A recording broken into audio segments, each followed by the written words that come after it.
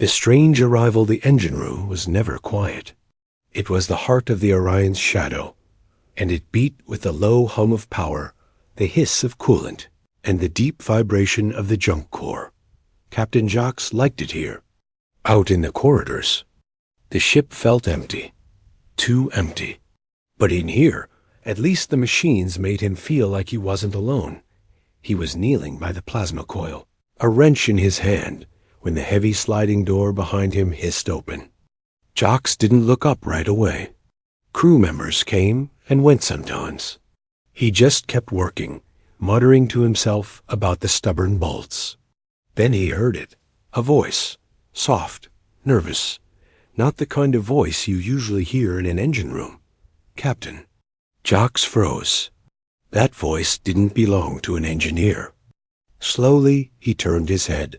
There, standing in the doorway, was Lyra, the alien maid who handled cleaning, laundry, and the kind of chores no one else wanted to touch. Her skin shimmered faintly silver under the bright engine lights. Her large, dark eyes looked almost too human, but her narrow face and the twin antennae curling above her forehead made sure no one forgot she wasn't from Earth, and she was wearing an apron, just an apron. Nothing else. Jax opened his mouth, but no words came out. He wasn't sure if he should speak, or check if the engine fumes were making him hallucinate. Lyra stepped inside, the door sliding shut behind her with a metallic click.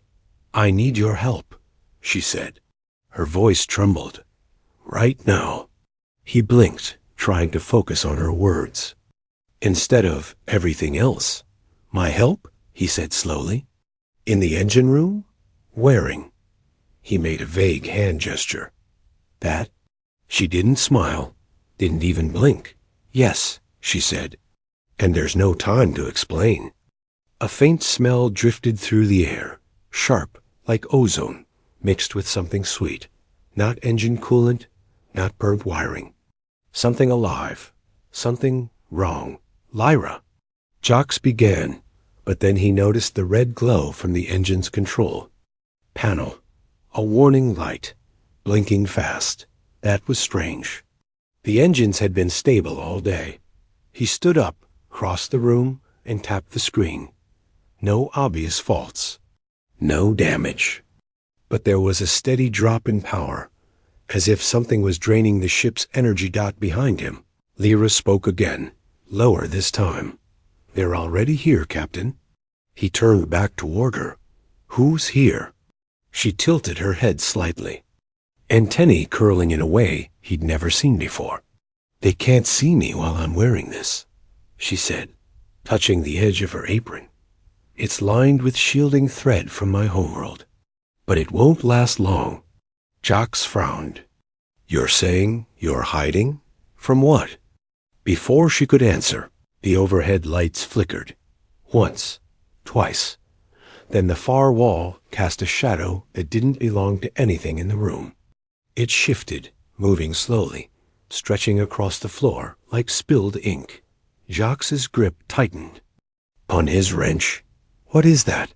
Lyra stepped closer to him, her movements sharp and cautious. "They're here for you," she said quietly. "And they can smell fear." The shadow twitched. Jax backed toward the engine console. "Lyra, I swear, if this is some weird alien prank." The shadow moved again. It wasn't flat anymore. It rose from the floor, like a hand pushing up through water. A cold, heavy feeling settled in Jax's chest. His breath came faster. "That's not a prank," Lyra said, and her eyes flicked to the blinking control panel.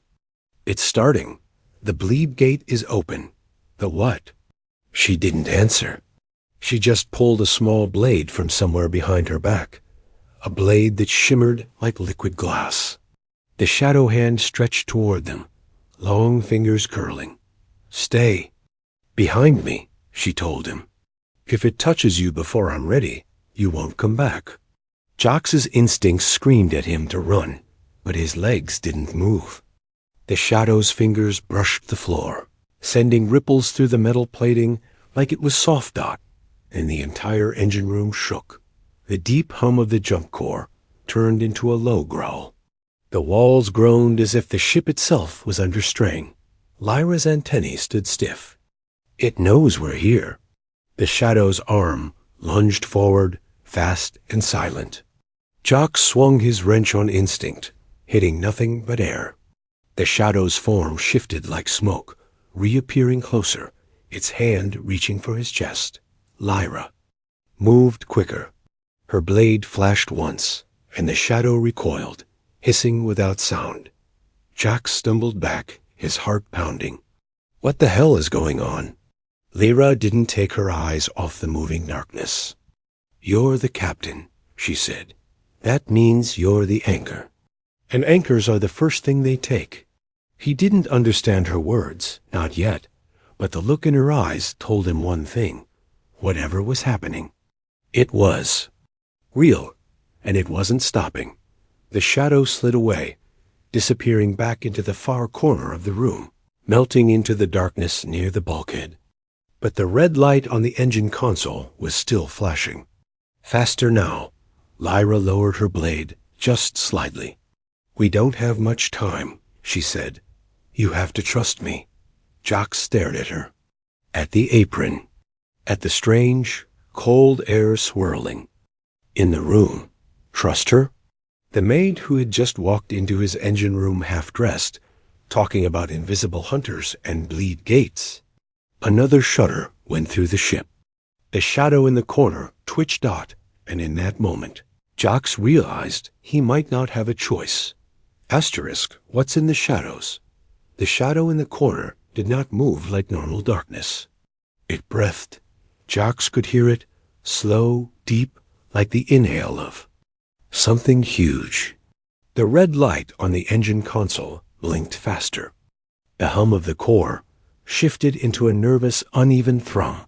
Stay behind me, Lyra whispered again. Her silver skin caught the flicker of the failing lights. Her antennae curled forward, trembling slightly, like an animal sensing a predator. Throat felt dry. What is that thing? Lyra didn't answer right away. Her eyes stayed fixed on the corner. Not a thing, she said finally. A hunter. From between. Between what? Her voice was almost a hiss. Between everywhere. Between here and where we're not supposed to go. Jax didn't understand, but the fear in her tone was enough to keep him quiet. The Shadow pulsed. It slid across the wall, stretched across the ceiling. The metal above them groaned as if under great weight. Why is it after me? Jax asked. Lyra's gaze darted to him for just a moment. Because you're human. Because you can survive what others can't. That didn't sound like an answer. It sounded like trouble. The smell of ozone grew sharper. Jax's eyes watered. The lights dimmed again, and when they returned, the Shadow was gone. Jax scanned the room, heart pounding. Where did it? Before he could finish, something cold brushed the back of his neck. He spun around. Nothing there, but Lyra moved fast, too fast for any normal maid. She leapt forward, slammed her glowing blade into the floor plating. A scream ripped through the air, a sound that wasn't sound, more like pressure inside Jax's skull. The Shadow recoiled from the floor, curling into a shape almost like a man with arms too long and a head too narrow. It stood between them and the engine console. Lyra's voice was steady now, but her eyes were locked on the thing. They can't touch the light. Keep the power on, Captain. Jax looked at the console, saw the numbers dropping. Power drain, fast. How do I? Manual bypass, she snapped. Under the coil shield. Jax ran for it. His boots slammed against the metal deck, but halfway there, the Shadow moved. It didn't walk. It flowed like smoke in reverse, curling around him. The temperature dropped so fast his breath came out white. Lyra slashed at it again, her blade passing through its chest, if it had a chest, and the creature scattered, retreating in two. The walls. Go. She shouted. Jax reached the coil shield, yanked it open, and hit the manual bypass. The engines roared, and the lights steadied for a moment, but only for a moment. The shadow reappeared high above, clinging to the ceiling like a spider. Its head tilted, eyes glowing faint red now. "It's learning," Lyra said under her breath. "Learning." What? How to move without leaving a shadow. Jax felt his stomach drop. Without leaving a shadow? That's how they spread. That's how they get inside. Inside what? He didn't want to ask. The creature crawled forward on the ceiling, silent, until it was right above the main engine core. Then, slowly, it sank into the metal as if the surface was water. The warning alarm screamed. Jax's console lit up with danger signs. Core stability, dropping fast. "Lyra, what's it doing?" Her face went pale, or as pale as silver skin. "Could get. It's opening the rest of the gate." "Gate?" She pointed at the core. "If it finishes, you won't have just one hunter. You'll have all of them." The thought made Jax's chest tighten. One of these things was already too much. The hum of the core turned into a deep, slow throb. The floor vibrated under their feet. Lyra stepped closer to him, her voice low but sharp. "You have to understand? The apron. The threads, they keep them from seeing me. That's why I can fight them. But you're glowing like a beacon. To them, I don't glow," Jax said without thinking. "To them, you do." Another alarm blared. The overhead display showed a spreading red wave across the ship's systems. Lyra looked at him with urgency. "We have to get into the core." Jax stared at her like she was insane. "That's suicide. Not if we move before it notices." He pointed at the ceiling, pretty sure it already noticed. She didn't argue. Instead, she turned and headed for the core access hatch, her bare feet almost silent against the deck. She stopped just long enough to glance over her shoulder. "You asked why I came in here like this," she said. "Now you know. I can't carry heavy armor. I can't carry weapons the size you can. But I can carry this apron, and I can get you close enough to kill what's inside." Jax hesitated. The hum of the core deepened again. The lights flickered once more, and for half a second, the entire engine room was pitch black. When the lights came back, the shadow was gone, and Jax knew that was worse. Because now it could be anywhere. Lyra's eyes met his. "If you don't follow me right now, Captain, the next time the lights go out, you won't come back when they turn on." Without another word, she dropped into the hatch. Jax stood there for one long heartbeat. Then, gripping his wrench, like a lifeline, he followed her into the dark. The first attack, the core access tunnel was narrow, hot and alive with sound. Pipes hissed overhead. Panels clicked and groaned. The deeper Jax followed Lyra, the more it felt like the Orion's shadow wasn't just a ship. It was breathing. Lyra moved fast, her silver skin glinting in the emergency lights. The apron she wore shifted as she crawled ahead. It's strange. Metallic threads catching faint glimmers, like tiny stars stitched into fabric. "How far does this go?" Jax whispered. "All the way to the heart," Lyra said without looking back. "But the closer we get, the more the rules change."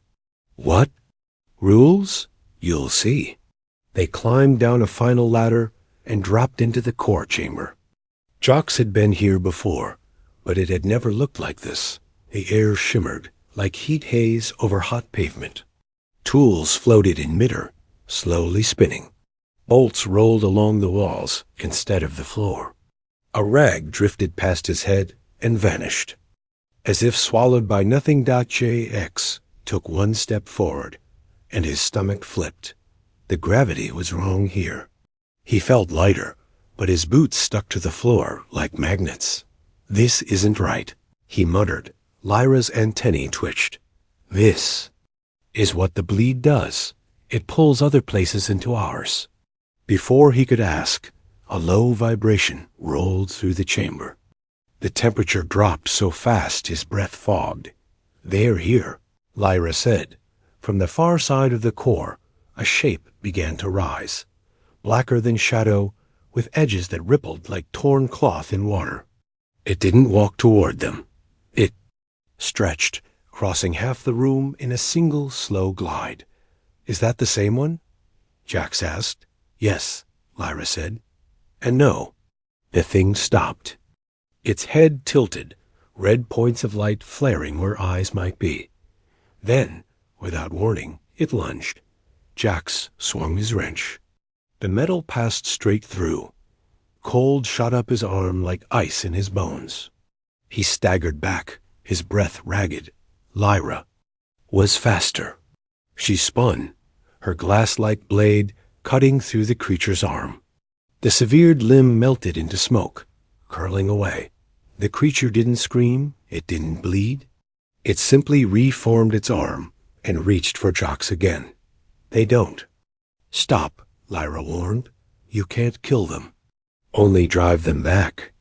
Jax ducked as the shadow's claws swiped over his head, leaving long, dark scorch marks on the wall, scorch marks that dripped upward. "Drive them back, how?" Jax shouted. "Light, energy, or—" Her voice faltered. "Something only humans can do." "What's that supposed to mean?" Lyra didn't answer. She just shoved him hard, to the side, as the creature's body slammed into the spot where he'd been. The impact made the floor ripple. Not shake, ripple, like it was made of liquid metal. Jax's boots sank halfway. And before he yanked them free. "Lyra, what is happening to my ship?" "The bleed doesn't just open a door," she said, darting around the creature. "It starts making here into there." The creature turned on her, moving too fast for Jax to track. He swung his wrench again, this time hitting the console beside him. Sparks exploded into the air. The creature recoiled from the light. Jax's eyes widened. It worked. Before he could finish, the creature split in two. The second form peeled off its body like a sheet of black paint. Now there were two of them. Lyra swore in a language Jax didn't know. One shadow went for her. The other came straight for him. He backed toward the glowing engine core, his hand brushing the containment panel. The hum of the core pulsed through. His arm, deep and alive. "Captain!" Lyra shouted. "Don't touch it too long." The shadow lunged. Instinct took over. Jax grabbed one of the floating tools and hurled it through the core's light. It came out the other side, glowing white-hot, and slammed into the shadow's chest. The creature shrieked without sound and vanished into smoke. The second shadow faltered. Lyra slashed it twice, each strike tearing away pieces of its form, until it dissolved. Jax dropped to one knee, gasping. "Okay, that's two gone. Please tell me that's all." Lyra didn't answer right away. She was staring into the core, into the swirling light and shadow at its center. "They weren't trying to kill us," she said finally. Jax stared at her. "What? They were testing you." "Testing me for what?" Her eyes met his, and there was something there he didn't like. Not fear, but certainty. "They want you alive, Captain, because you can open the rest of the gate without dying." The chamber went silent for one heartbeat. Then the floor trembled again, and a dozen red lights appeared in the darkness above them. Not two hunters. Not three-dot an army. Asterisk into the core the engine chamber shook like a living thing. Above them, dozens of red points burned in the dark, eyes, watching, waiting.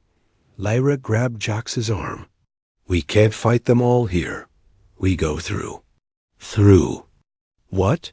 Jax asked. She pointed at the swirling light of the engine core. Jax stared at it. The light wasn't normal anymore. It bent, twisted, pulling the air like a whirlpool. Inside, shapes moved that had no right to exist. Jagged spirals, flickering lines, and what looked like a hallway? No way, Jax said. That'll kill us. Lyra's voice was sharp. Stay out here, and they'll do worse. The shadows above began to drop, sliding down the walls like ink spilled on glass. Jax swore under his breath. Fine, they ran. The hum of the core turned into a deep, vibrating thump, like the heartbeat of some giant creature. The moment they stepped inside the swirling light, the world shifted.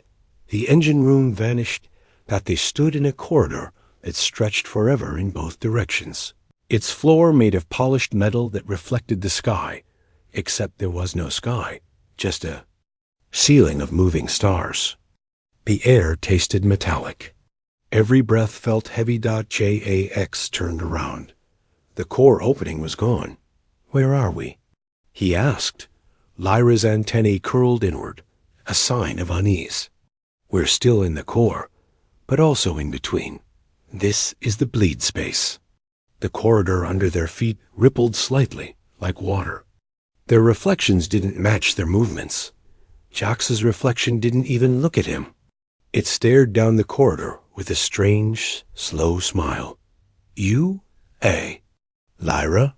Jax said, not taking his eyes off it. That's not normal. Don't. Talk to it, she warned.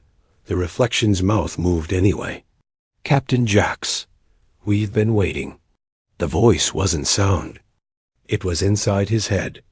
Lyra stepped between Jax and the reflection, raising her blade. Keep walking. They moved forward. The corridor bent in impossible ways. At one point, they walked up a wall without feeling the change. Time felt wrong. 2. Jax's wristwatch ticked backward, then forward, then stopped. Halfway down, the shadows came. Not hunters this time, just long flat shapes on the floor, stretching toward them. Jax lifted his wrench. If these things try anything, they already are, Lyra cut in. Look. He looked down. The shadow under his feet wasn't his. It was taller, broader, and, grinning, it moved before he could react. His shadow's arm stretched upward, forming into a solid black blade. It slashed at him, and the blow hit hard.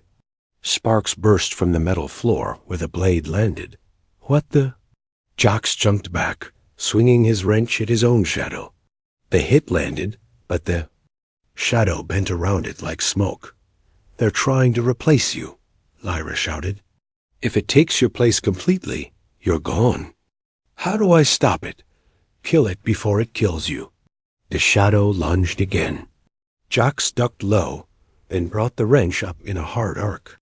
It connected with the shadow's head, sending the form scattering like torn paper in the wind. But pieces of it crawled back together, forming again. Lyra fought beside him, slashing at smaller shadows that reached for her feet. It won't stay down unless you burn it. Burn it with what?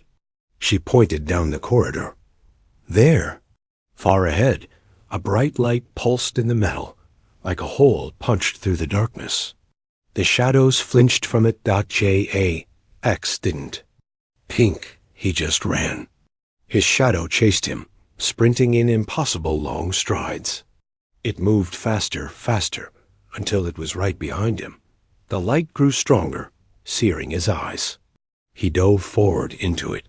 For a second, there was nothing but heat and white. His ears rang. His shadow screamed, an awful, twisting sound, and when his vision cleared, it was gone. Lyra appeared a moment later, breathing hard. You're lucky, she said. Most people lose to themselves. Jax leaned on his wrench, catching his breath. If that was me, I think I hate me. Lyra didn't smile. Her eyes were on the corridor ahead. We're close now. Close to what? The heart of the bleed. Where the first hunter came through. The floor trembled.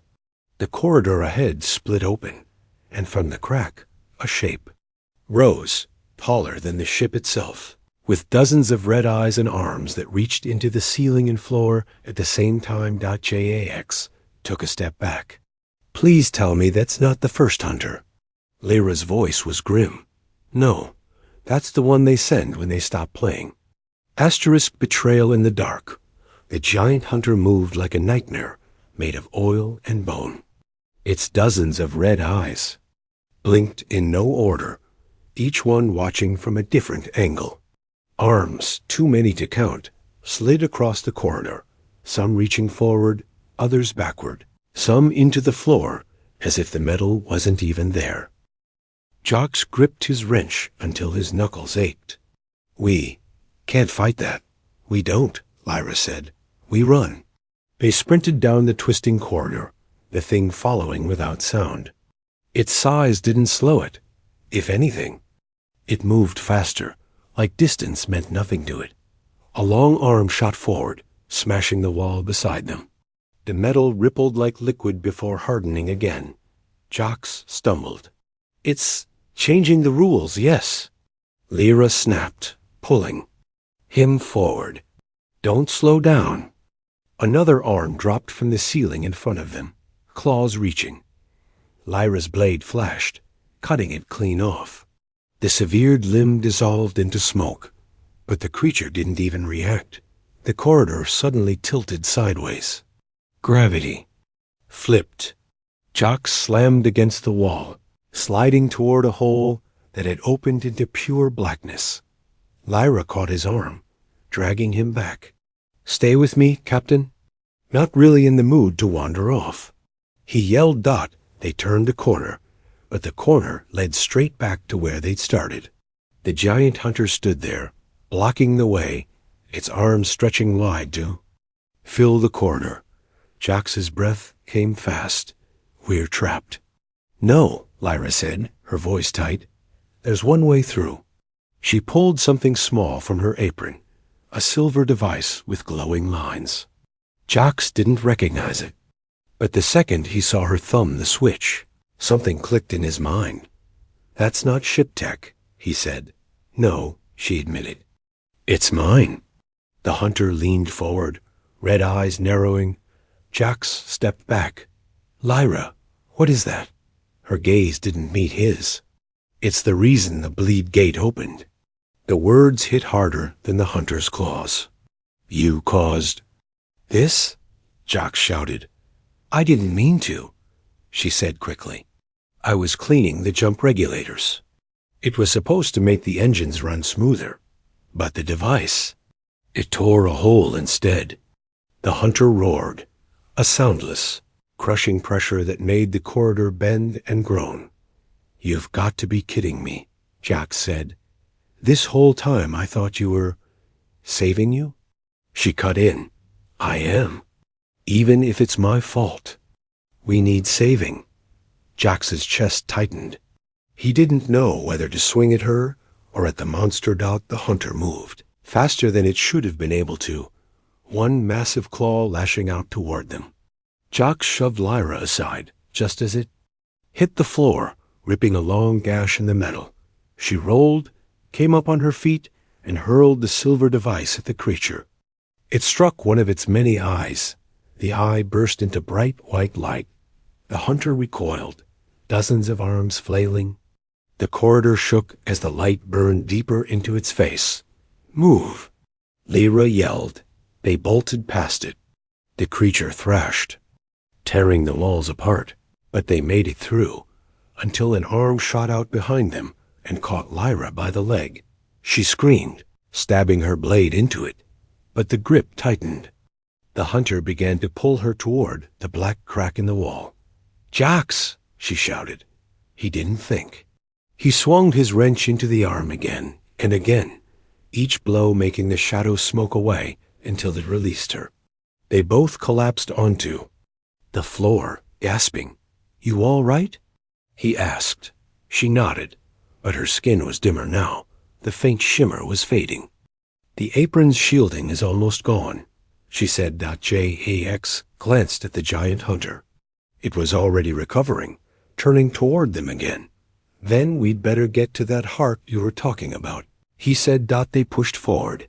The corridor ahead began to narrow, the walls closing in as if trying to crush them. The hunter didn't follow this time. but they could feel its presence behind them. Waiting, Lyra slowed for a moment, her voice quieter now. "If we reach the heart, there's a way to shut the gate." "That's what I want to hear." "But," she hesitated, "only one person can trigger it, and that person doesn't come back."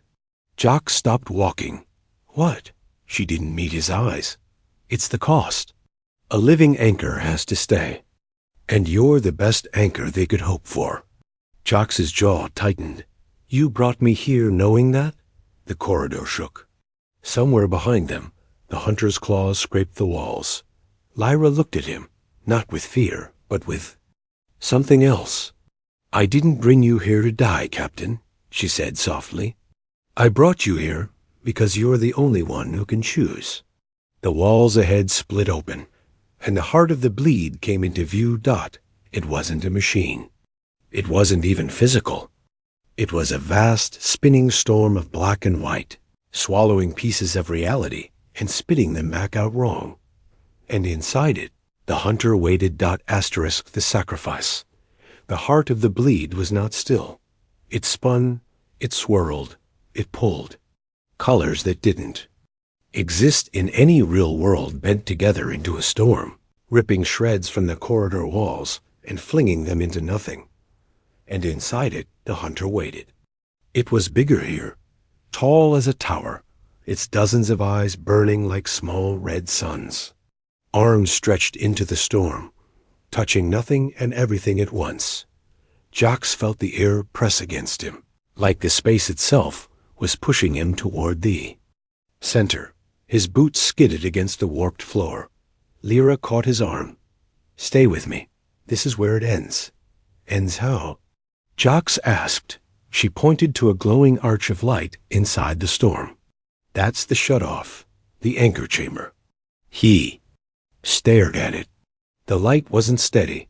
It flickered, almost alive. "You said only one person can use it."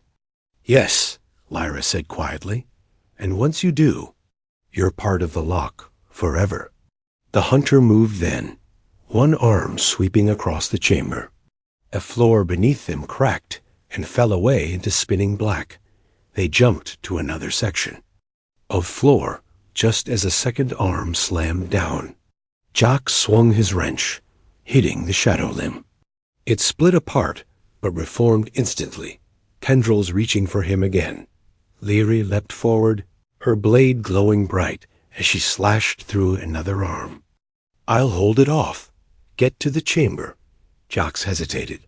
"We both go." "You don't understand," she said, blocking another strike. "They don't want to kill you. They want to keep you." The hunter froze for just a moment, its red eyes focusing on Jax. And then, for the first time, it spoke. Not aloud, but inside his head. "Anchor, come home." Jax's heart pounded. The voice was deep and cold, but there was something almost familiar about it. "You hear that?" he asked Lyra. "Yes," she said. "That's why you have to run." He didn't move. "What does it mean, anchor?" She blocked another blow, her breath ragged. "It means you can hold the gate open without being torn apart. You're human. You're built to survive the bleed. They want you as a bridge, forever." The hunter's voice came again, heavier this time. "We will show you all things. We will give you the stars. Only step inside." Jax shook his head. "I'm not stepping anywhere." The floor shook violently. The storm at the center grew wider, pulling debris and chunks of corridor into its spinning light. Lyra's apron was torn now, its metallic threads hanging loose. The shimmer of her skin was dim, her movements slower. She turned to him, eyes fierce. "You're not dying here, Captain. Not like this." Before he could answer, she pulled a small vial from the hidden pocket of her apron. The liquid inside glowed blue. "What's that?" Jax asked. "Insurance," she said. And then she stabbed it into his neck. A sudden cold spread through his body. His legs locked, his arms froze. He was standing, but couldn't move. "Lyra!" His voice was the only thing working. What did you? Stasis shot, she said, stepping closer. It'll wear off in a minute. But by then, you'll be safe. No. Don't do this, she didn't answer. She turned toward the glowing arch. The hunter roared, not in fear, but in triumph, and dozens of arms lunged toward her. She sprinted, slicing through the ones in her way. Each strike cost her. Her movement slowed. Her breath came harder. One arm slammed her to the floor. She pushed up, blood, silver and shimmering, running down her side. Jax's heart hammered. He strained against the stasis, every muscle screaming. Lyra, stop! She looked back at him one last time. You told me once that humans never. Quit, she said. Now I know why that matters. And then she ran into the light. The storm screamed. The hunter's arms convulsed, thrashing wildly. The light in the arch grew blinding. A shockwave blasted through the chamber, tearing the hunter apart piece by piece until it dissolved into ash. The storm began to collapse, pulling in on itself until nothing remained but the quiet hum of the engine core. As stasis faded, Jax fell to his knees. She was gone. On the floor beside him lay a single metallic thread from her apron. Wrapped around it was a scrap of paper. Impossible, here in the bleed. On it, in her handwriting, humans are worth saving. Even from themselves. Jax closed his fist around it. He wasn't done. Not by a long shot. Asterisk, the human factor, the hum of the Orion's shadow was different now. No more strange vibrations. No more bending corridors. Just the steady, familiar thrum of a ship alive and running. Jax stood in the engine room, alone again. The core's glow was soft, normal. You wouldn't know a storm had torn through reality here. You wouldn't know a giant hunter had tried to make him part of the bleed forever. But he knew. And the silence felt heavier than any fight. He opened. His fist, the single metallic thread from Lyra's apron, lay across his palm. It caught the light like it was still alive. Wrapped around it was her note. Humans are worth saving. Even from themselves. Jax closed his hand again. Damn right, he muttered. The ship's console beeped. Navigation back online. He sat at the controls, pulling up a star chart. The route to Lyra's homeworld glowed in green. He'd never been there. Didn't know if her people would even speak to him. Didn't matter. He wasn't going there to talk. He was going there to bring her back.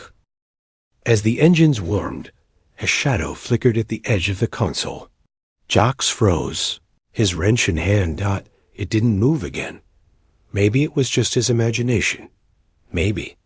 He set the course and pushed the throttle. The Orion's shadow surged forward, stars streaking into lines. Hours passed. The quiet stretched. Jax checked the systems again and again, making sure the core stayed stable. Every time he looked toward the far wall, he thought he saw something shift. Halfway through the jump, he heard it. A soundless whisper inside his head. Anchor? Jax sat up straight. No, he said out loud. You're gone. You're gone. The voice didn't answer. But the air smelled faintly of ozone and burnt sugar. He went back to the engine room. The lights were steady. The walls were clean. The hum was perfect. But on the floor, near the coil shield, lay something that shouldn't have been there. A small, folded piece of fabric. Metallic thread glinted at the edges. He picked it up. It was soft, warm. And it was the exact same material as Lyra's apron. Inside was another scrap of paper. The writing was hers. Don't trust the shadows. His chest tightened. That note could mean she was alive. Or it could mean the bleed had her, and it was using her handwriting to play with him.